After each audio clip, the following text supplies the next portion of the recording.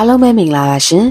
ဒီနေ့မှာတော့ Bollywood ရဲ့ဘရင်လို့တင်စားခံရတဲ့ Shah Rukh Khan ရဲ့မိသားစုအကြောင်းကိုပြောပြပေးသွားမှာဖြစ်တဲ့အတွက်အတူတူကြည့်လိုက်ကြရအောင်ရှင် Shah Rukh Khan ဆိုတာအနုပညာလောကမှာနှစ်ပေါင်းများစွာအောင်မြင်မှုတွေသိမ်းပိုက်ထားနိုင်တဲ့မင်းသားတစ်ယောက်ဖြစ်သလိုအခုချိန်မှာတော့သူ့ရဲ့သားသမီးတွေကလည်းလူအများရဲ့စိတ်ဝင်စားမှုကိုတဖြည်းဖြည်းနဲ့ရရှိလာခဲ့တာပါ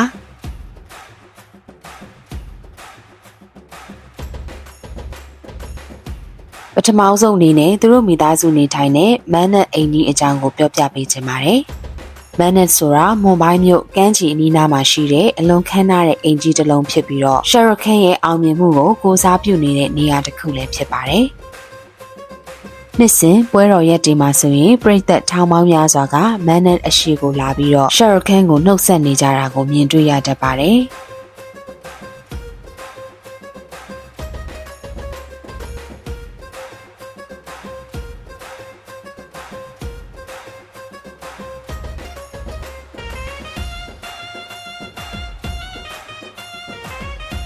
အိမ်အတွင်းပိုင်းကိုတော့သူ့ရဲ့ဇနီး Gauri Khan ကကိုယ်တိုင်ပြင်ဆင်ထားပြီးတော့အမှုပညာဆန်တဲ့အပြင်ဆင်တွေကြောင့်အရန်ကိုနာမည်ကြီးနေပါတယ်။ Shah Rukh Khan ရဲ့သားအကြီးဆုံးဖြစ်တဲ့ Arun Khan ဟာဖခင်ဖြစ်သူနဲ့ရုပ်ချင်းစင်တူလွန်းတာကြောင့်လူအများအာရုံစိုက်ခံရတဲ့သူဖြစ်ပေမဲ့သူကကင်မရာနောက်ွယ်ကနေဖန်တီးရတဲ့ director အလုပ်ကိုပို့ပြီးစိတ်ဝင်စားတာကြောင့်နိုင်ငံခြားမှာရုပ်ရှင်နဲ့ပတ်သက်တဲ့ပညာရပ်တွေကိုလေ့လာခဲ့ပြီးအခုဆိုရင်တော့ကိုယ်တိုင်ရိုက်ကူးထားတဲ့ဇာတ်လမ်းတွဲတစ်ခုနဲ့လူစိတ်ဝင်စားမှုရရှိလာနေတာပါ။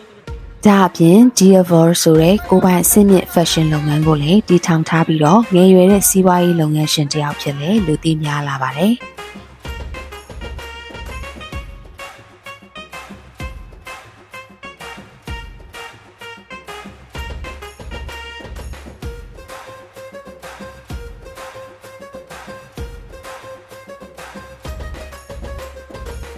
နောက်ထပ်သမီးလက်လေးဖြစ်တဲ့ Suharna Khan ဟာဖခင်ဖြစ်သူရဲ့အမှုပညာအမွေကိုဓာတ်ရိုက်ဆက်ခံနေတဲ့သူလို့ပြောလို့ရပါတယ်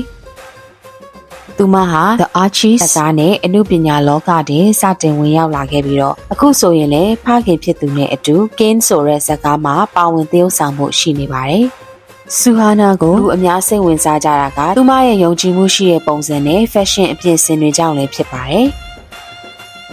ဖခင်ဖြစ်သူ Shah Rukh Khan ကလည်းသမီးဖြစ်သူရဲ့အမှုပညာခြေလှမ်းတိုင်းကိုအနီးကပ်လမ်းညွှန်ပေးနေတာတွေ့ရပါတယ်။ Like ew, disgusting. That's not gonna happen, Maybelline. Welcome back to Talk Beauty to Me with Tira and Maybelline. Oh my god, I can go inside. Okay, I have to. No way. Wow.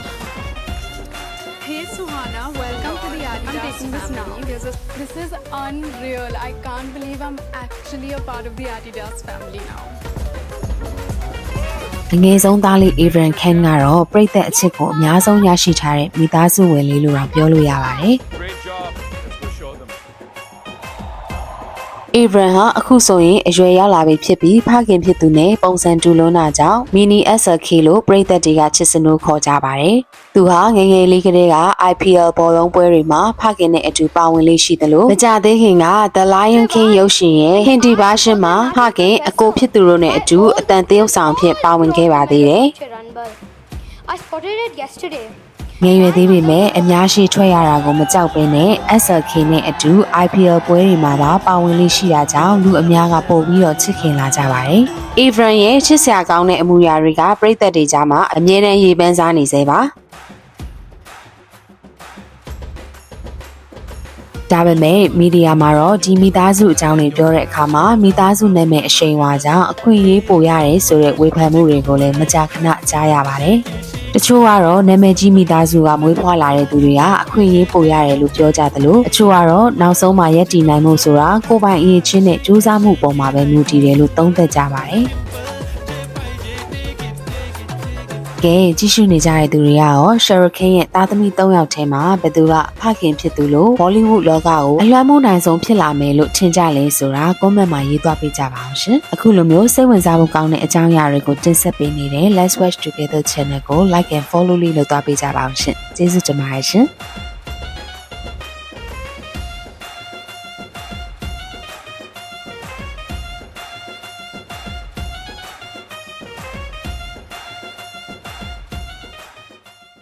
Let's watch together.